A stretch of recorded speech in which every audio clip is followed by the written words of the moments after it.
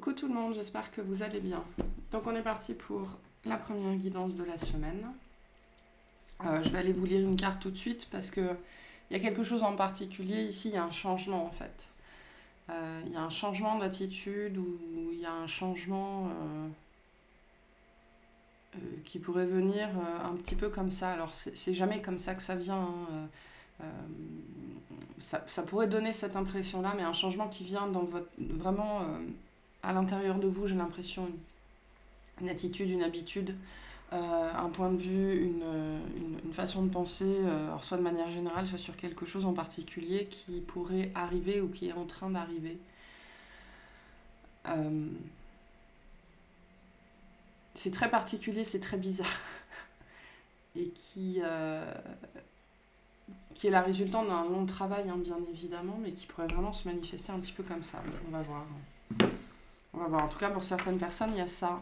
Et vous pourriez vraiment... C'est pour ça qu'il est très important de mettre de la conscience sur ces comportements. Vous pourriez vraiment vous surprendre un matin à répondre différemment, à réagir différemment, à faire quelque chose de différent qui va venir vous montrer qu'il y a vraiment un changement, en fait, pouf, un switch qui vient de se faire. On me montre, en fait, vous savez, un processus graduel, comme ça, une échelle, oui, une aiguille sur un espèce de thermostat gradué. Et puis, c'est monté, c'est monté, c'est monté. Et il y a quelque chose qui s'est enclenché, en fait. Et vous allez le constater au travers d'une réaction, j'ai l'impression, différente à quelque chose que vous allez avoir. Ça pourrait même potentiellement vous surprendre vous-même. On va voir ce qui se passe. Ok. Préparez-vous à un changement aussi pour certaines personnes. C'est quelque chose, on me dit, qui va vous permettre toujours plus de prendre vos responsabilités face à votre vie.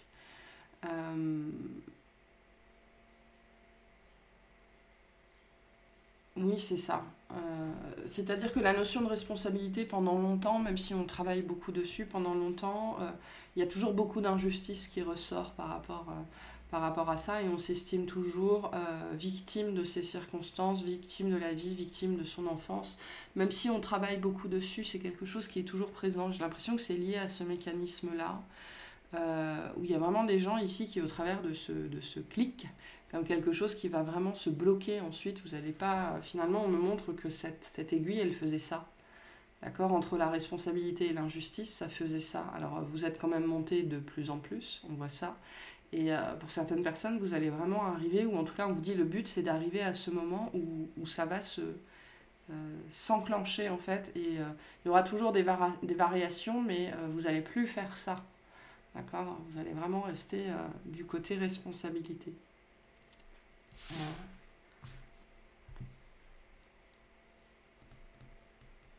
Alors j'ai la notion du mythe, le mythe d'Oreste, d'accord, O-R-E-S-T-E, qui est un mythe, qui vient de la mythologie grecque.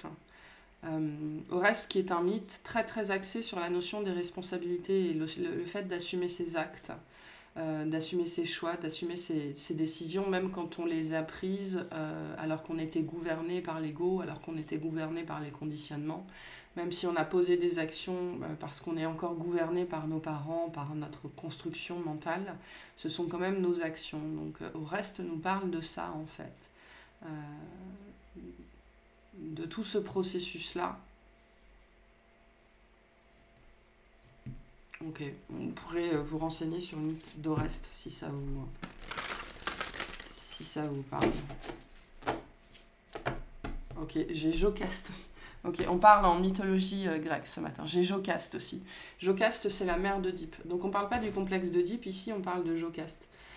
Jocaste qui s'est suicidée en fait quand elle a appris qu'elle avait marié son fils, qu'elle avait épousé son fils et eu des enfants avec. Jocaste, c'est vraiment la mère qui est le reflet des circonstances en fait. C'est ça, hein, c'est les choix. Elle aurait pu se souvenir que Oedipe était son fils, elle aurait pu le reconnaître, enfin peu importe. Mais ses expériences de vie, ses circonstances de vie, son aveuglement l'ont mené à faire certains choix. C'est pour ça qu'ici on a Jocaste et Oreste en fait. Ce côté avec Jocaste, les circonstances de vie, d'accord, être victime de ces circonstances de vie et faire des choix en fonction de ces circonstances de vie, ok. Et Oreste qui est vraiment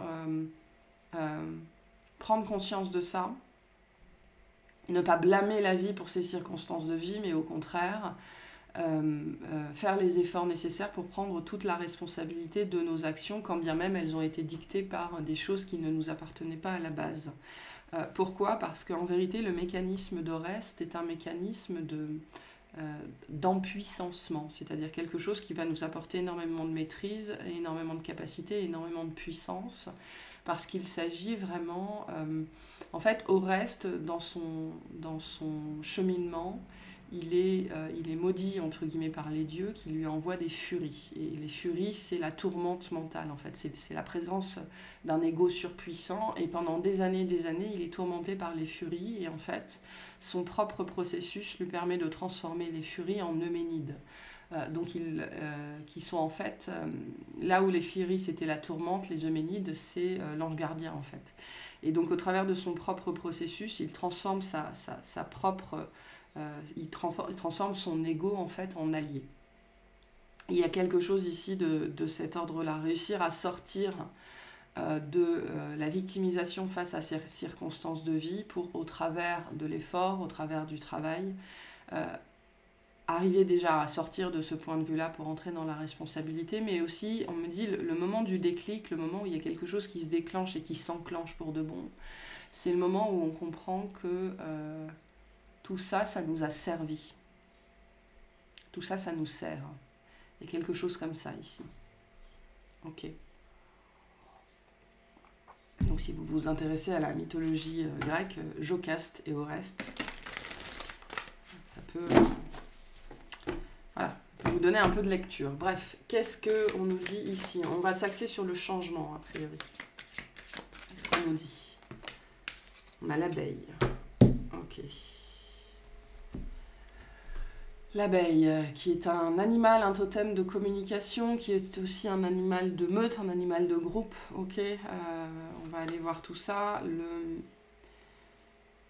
Ce que je reçois aussi déjà, c'est que ces conditionnements de vie vous ont amené à choisir des vies, à construire des vies qui... C'est un message qu'on a eu plusieurs fois déjà ces derniers mois, ces 2 dernières années.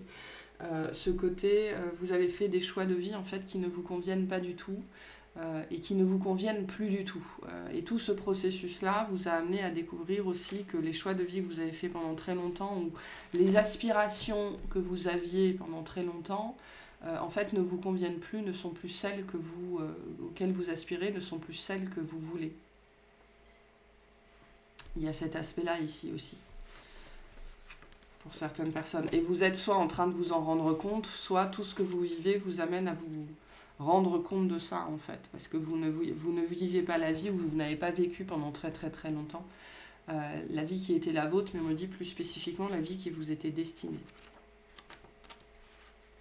C'est pour ça que la responsabilité est la vôtre, en fait, au travers de vos actions, au travers de vos choix. C'est ça qu'on essaye de vous dire aussi. C'est-à-dire que oui, les conditionnements, l'éducation, les projections, tout ce que vous avez porté qui ne vous appartenait pas vous a conduit à vivre une vie qui n'était pas la vôtre, parce que c'est comme ça que ça fonctionne pour tout le monde. Ok, maintenant, fatalement, construire votre propre vie, construire la vie qui est vraiment celle à laquelle vous aspirez, ça, finalement, c'est ça votre travail. Et quand on arrive quand on arrive au dernier palier de notre thermostat, là, le moment où on comprend ça, où on commence à comprendre ça, ça vient avec un espèce de sentiment de soulagement et de toute puissance, en fait. Parce qu'on se rend compte qu'on peut véritablement créer sa vie.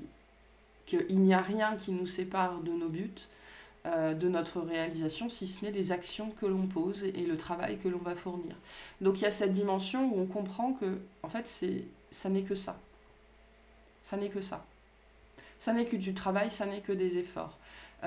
Et la problématique quand on est dans l'injustice, c'est que le travail et les efforts, c'est très compliqué. J'ai pas envie. Voilà. Et la notion de j'ai pas envie, c'est toujours de la réponse traumatique. C'est toujours de l'injustice. Ok, j'ai pas envie, ça devrait être facile, ça devrait être simple, ça devrait me tomber tout cru dans le bec. Je ne devrais rien avoir à faire. Ça, c'est le mode de l'injustice. Ok, c'est le mode de l'ego.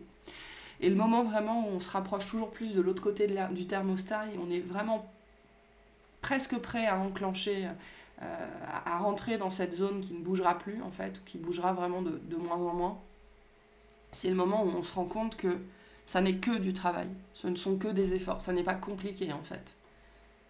Ça n'est pas compliqué, ça demande de l'énergie, ça demande de la discipline, mais en fait c'est rien du tout. C'est rien du tout. Et l'abeille est un totem de travail, c'est un totem d'effort. Hein. L'abeille, par exemple, je ne sais pas si vous le savez, mais vous allez consommer une cuillère de soupe de miel, c'est le travail d'une vie d'une abeille. Une abeille, toute sa vie, une cuillère de soupe de miel. Une cuillère à soupe de miel. Voilà. Donc il y a cette dimension ici aussi d'effort et de travail.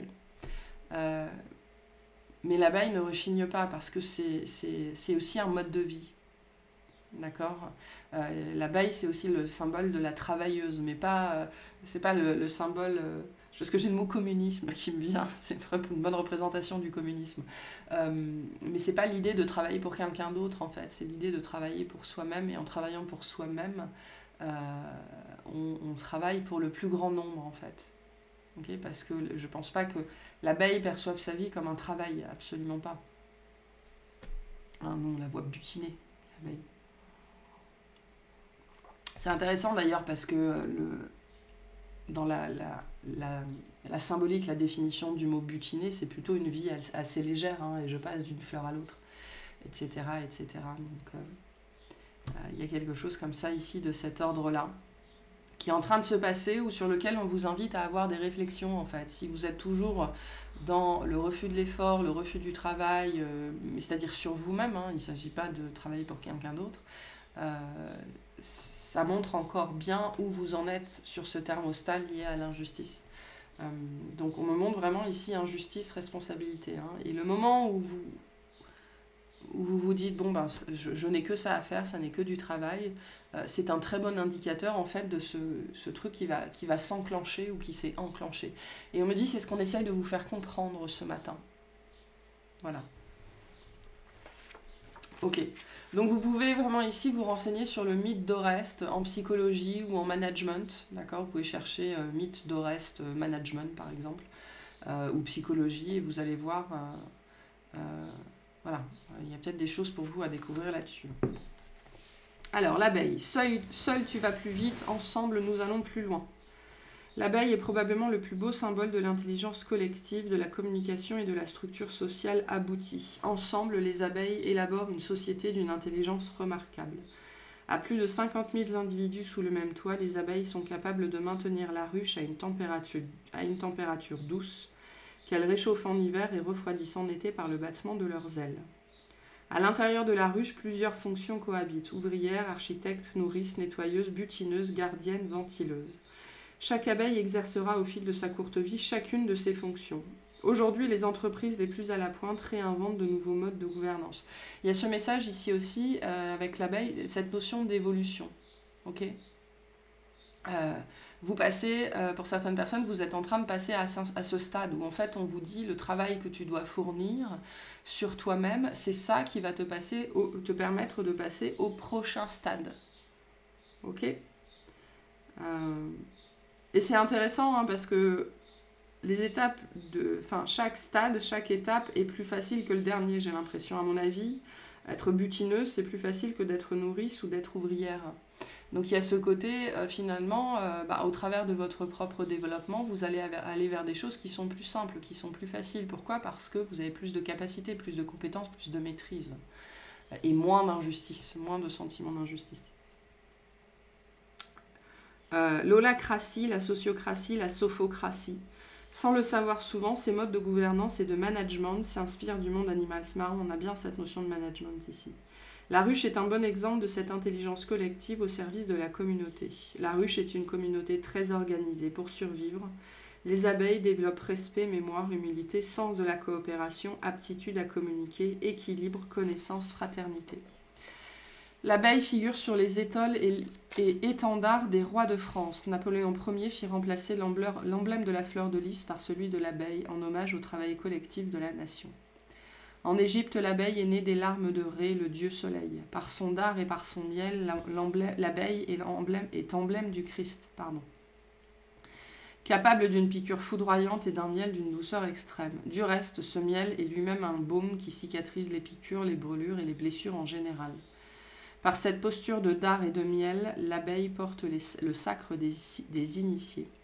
Lorsque l'abeille vous apparaît dans le tirage, c'est pour vous inviter à regarder la place que vous occupez dans la société. Savez-vous travailler en équipe? Quels résultats visez-vous? Quel rapport entretenez-vous avec vos semblables? Savez-vous compter sur eux? Peut-on compter sur vous? L'abeille vient également vous interroger sur votre aptitude à communiquer. C'est parce qu'elle est capable de communiquer très précisément la destination d'un champ, sa densité, la nature des fleurs et le nombre d'ouvrières nécessaires à la récolte, en dessinant des huîtres dans le ciel, que les abeilles parviennent à vivre ensemble et à se développer. L'abeille est le symbole de l'éloquence et porteuse du maître-verbe.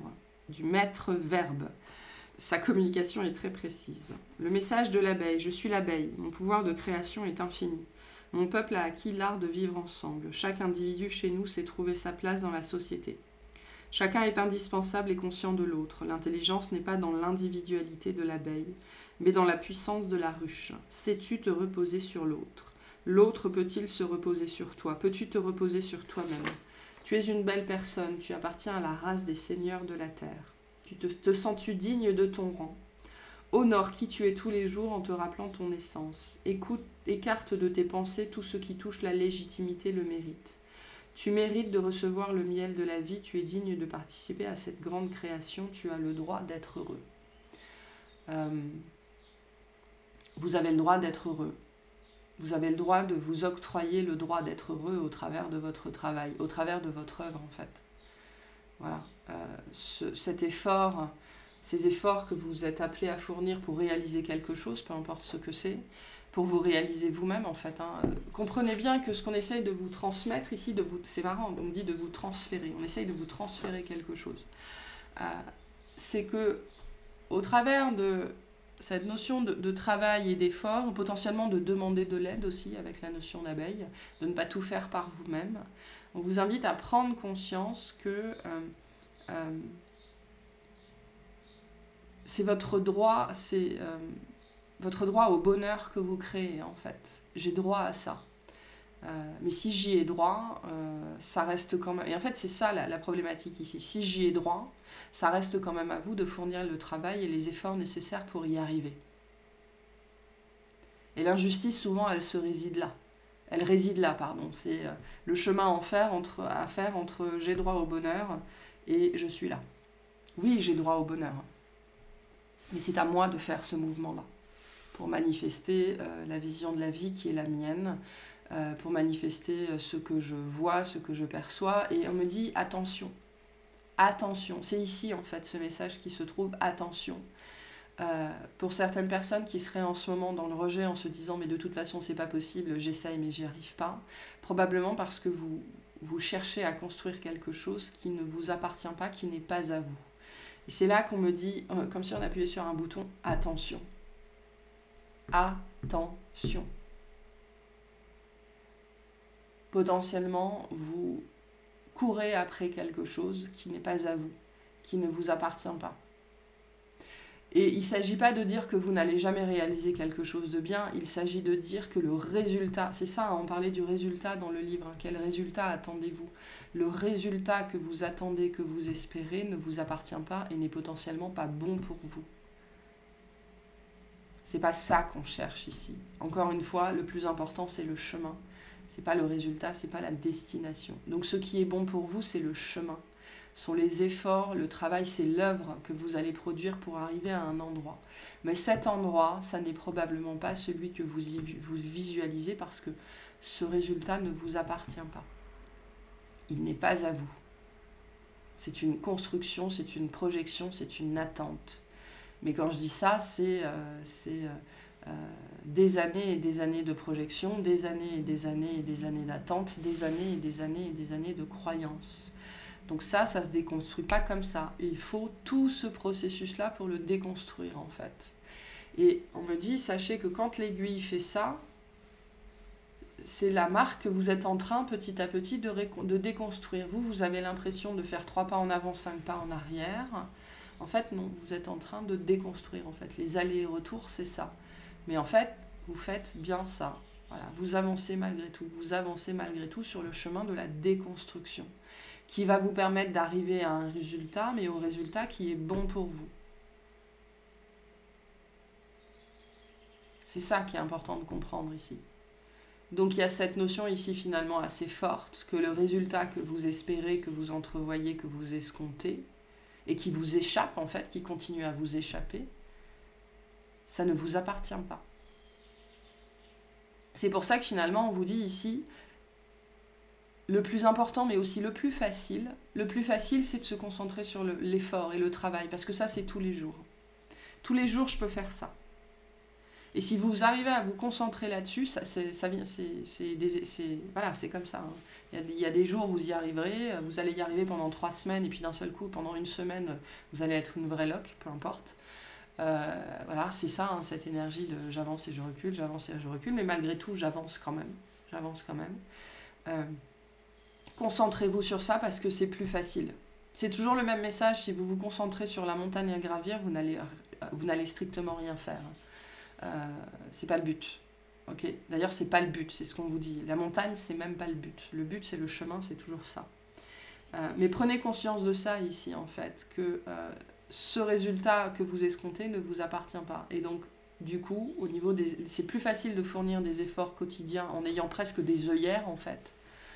Ok, je me concentre vraiment sur ce que je peux faire aujourd'hui parce que c'est plus facile. Que finalement d'être déçu par un résultat qui n'arrive jamais. Il n'arrivera potentiellement jamais dans sa forme, dans la forme que vous visualisez, que vous voyez, parce que c'est quelque chose qui ne vous appartient pas. Ce qui vous appartient, c'est le quotidien. Ce sont les efforts au quotidien que vous pouvez fournir, et ce sont ces efforts qui vont vous faire passer de ouvrière à architecte, à nourrice, à butineuse, etc., etc., etc. Voilà. Et la difficulté, c'est la transition. Okay, parce que quand on a été ouvrière pendant 10 ans et que d'un seul coup il faut devenir architecte, eh ben, zone de confort. Mais je suis pas capable, voilà. Et puis on passe 10 ans en tant qu'architecte et puis pouf, nourrice. Ah, c'est difficile. Oui, mais on y va quand même. Et voilà. Donc c'est vraiment ce processus-là ici. C'est pour ça qu'on vous invite à vraiment à vous focaliser sur le processus, parce que le résultat, ce n'est pas ce que vous attendez, ce que vous espérez, parce que ce que vous espérez ne vous appartient pas, en fait. La vision que vous avez, la visualisation que vous avez, c'est quelque chose d'extrêmement limité, ok, parce que c'est quelque chose qui vous a été transmis, et l'ego ne peut pas imaginer quelque chose qu'il ne connaît pas, sauf que vous allez vers quelque chose que vous ne connaissez pas. C'est ce qu'on vous dit ici aussi.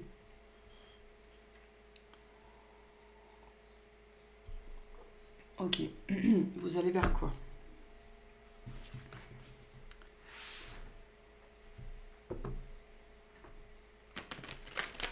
Alors non, c'est pas ça ici.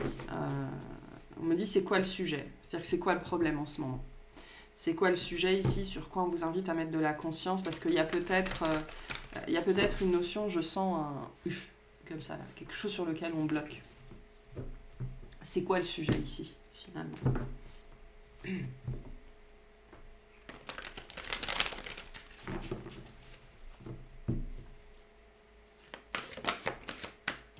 L'as de bâton. Ok. Donc la transformation. La création aussi, le travail. Hein. Le travail, l'effort.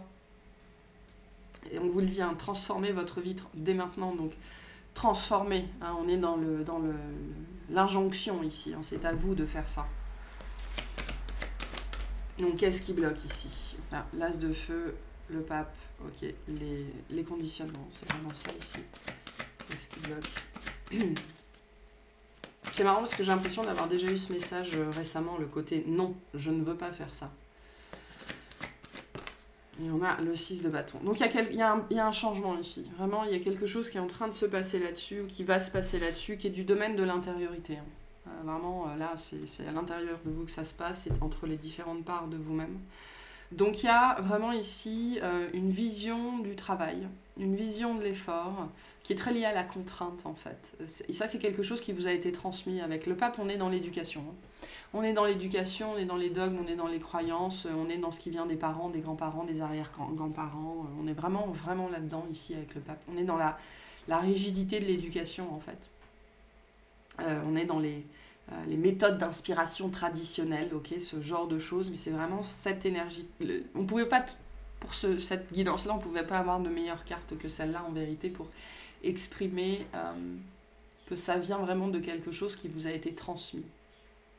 Que ça vient des croyances, des conditionnements, ok. Donc, la problématique ici, ça a été ça. On vous invite à prendre conscience que ça vient vraiment de là. Ce qui vous bloque aujourd'hui, ce qui bloque votre transformation, ça vient de du rapport à l'effort, au travail ou à l'injustice en fait. Vous portez peut-être probablement une injustice vraiment transgénérationnelle où vous avez vu vos parents, vos grands-parents se plaindre que c'était compliqué, se plaindre que c'était difficile, se plaindre que c'était pas juste, etc. etc. Vous avez ressenti ça en fait très fortement. Et c'est toujours ça en fait. C'est intéressant parce qu'on me dit c'est toujours ça qui est bloquant. Donc en fait, ça c'est pareil. Le moment où je dis ça, il y a des gens qui peuvent râler en se disant mais c'est pas vrai, je pensais avoir réglé ça, je pensais avoir travaillé ça.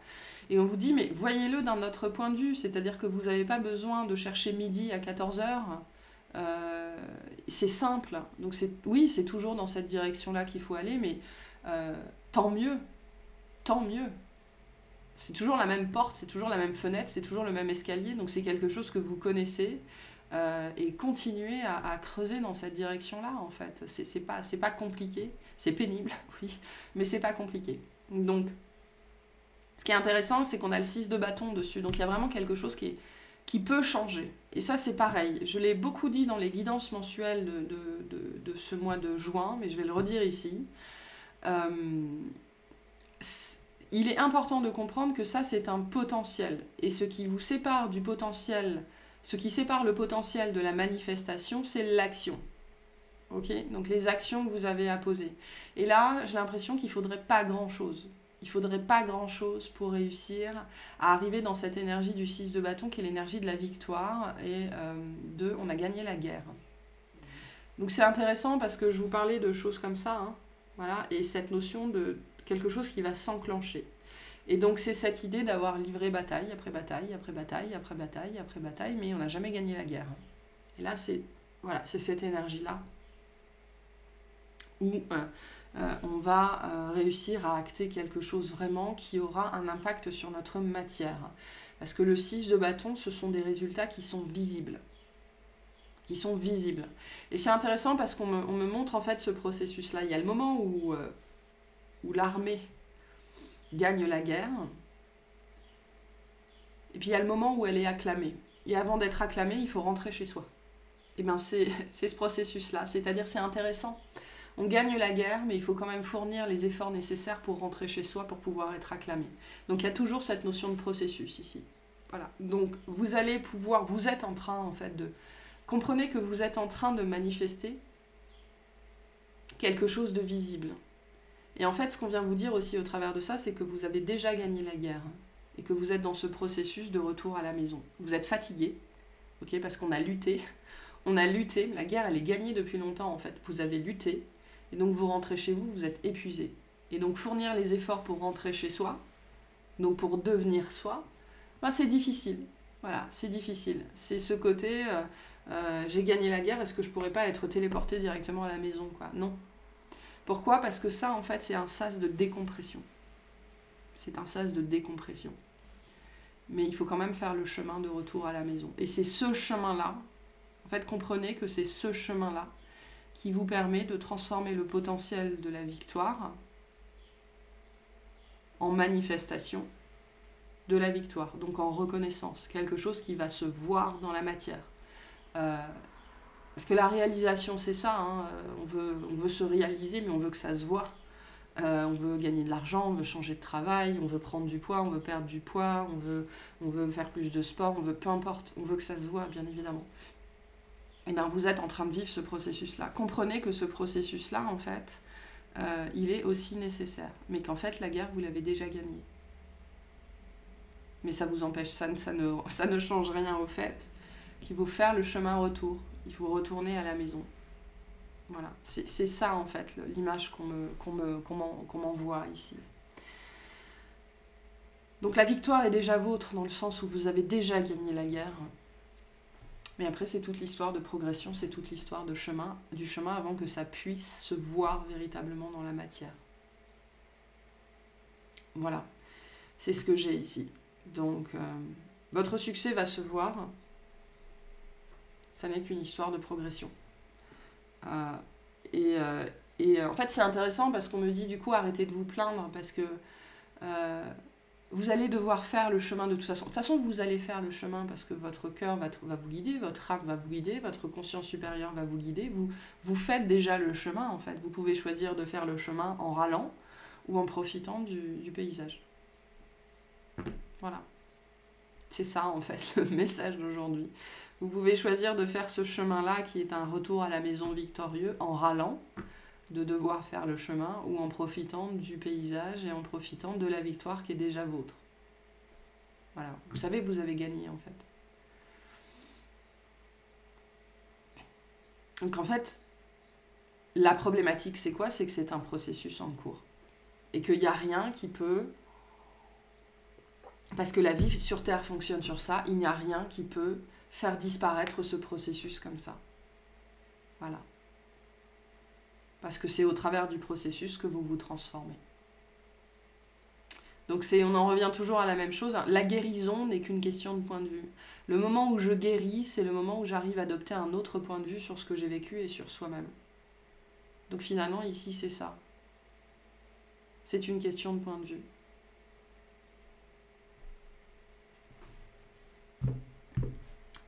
Ok, donc allez voir à l'intérieur, hein. Faites preuve de patience, c'est ce qu'on vous dit ici. Fiez-vous à votre intuition, soyez patient. Prenez le temps de réfléchir à ce que vous voulez. On revient aussi à cette notion-là, hein, ce que vous voulez vraiment. En fait, c'est pareil. Cette notion de résultat, elle vient aussi avec le 6 de bâton, hein, la notion de reconnaissance. Mais vous allez aussi arriver à un résultat qui sera vraiment le vôtre. Donc tout ce processus est aussi un processus de déconstruction, comme on l'a vu, pour vraiment vous permettre d'obtenir ce qui est fait et ce qui est bon pour vous. Et c'est pour ça qu'on a la justice derrière. Hein. Être fidèle à ses principes, être fidèle à soi-même. Donc la justice nous dit bien qu'il y a une fin qui est en train d'être posée face à une difficulté, à un blocage, à cette injustice. Donc il y a bien une justice qui est en train d'être rendue. Mais c'est un processus, ça prend du temps. Parce qu'il s'agit de faire ce qui est juste pour vous. Voilà, et on vous dit bien avec ce 8 de denier et ce 7 de denier ici que les bonnes choses prennent du temps, ok, mais que votre travail sera hautement récompensé.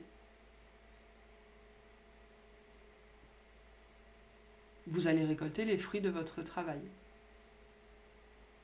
Mais la justesse, pour sortir de l'injustice, prend du temps. L'injustice, c'est toute une vie, hein, voire c'est plusieurs générations. Donc, voilà. Ok, je vais vous tirer des petits messages. Et puis, je vais aller faire une petite extension rapide pour voir justement ce que ça va vous apporter. Vers quoi vous allez, en fait, cette énergie de 6 de bâton. Qu'est-ce qu'on a? N'abandonne pas. Je ne peux pas aller l'inventer. Hein. N'abandonne pas, tu es presque arrivé au bout du chemin. Donc, on y est presque hein, dans cette énergie de... quelque chose qui va s'enclencher pour de bon et qui ne fera plus ça, en fait. Qui ne fera plus ça. Donc, c'est tout proche ici. C'est vraiment, vraiment, vraiment tout proche.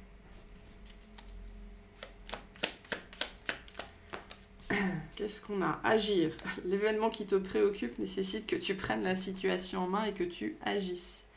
Donc, tout ce qui sépare le potentiel, ce potentiel-là de la manifestation, ce sont des actions à poser. Potentiellement sur le fait, ici, c'est très lié à l'abeille, ici. Donc, échanger, parler, communiquer, vous faire aider, ne pas tout faire tout seul, en fait, j'ai l'impression. Ne pas tout faire par vous-même.